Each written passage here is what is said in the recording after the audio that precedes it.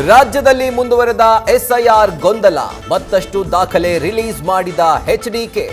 ಅಧಿಕಾರಿಗಳು ಸರ್ಕಾರದ ಗುಲಾಮರಾಗಿ ಕೆಲಸ ಮಾಡ್ತಿದ್ದಾರೆ ಅಂತ ಕಿಡಿ.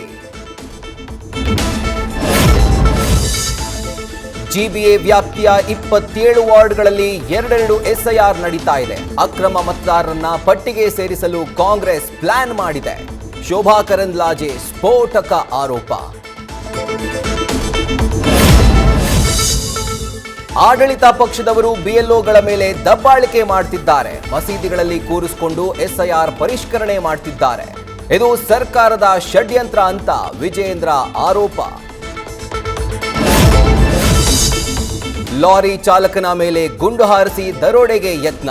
ಮಂಡ್ಯದ ಖ್ಯಾತ ಉದ್ಯಮಿಯ ಪುತ್ರನಿಂದ ನಡೆದ ಕೃತ್ಯ.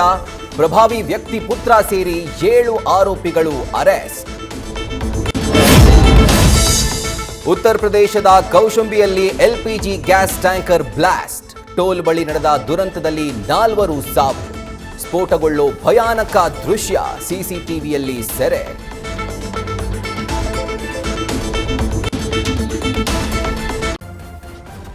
ನ್ಯೂಸ್ ಫಸ್ಟ್ ನಿರ್ಭೀತಿಯಿಂದ ನಿಮ್ಮ ಪರವಾಗಿ.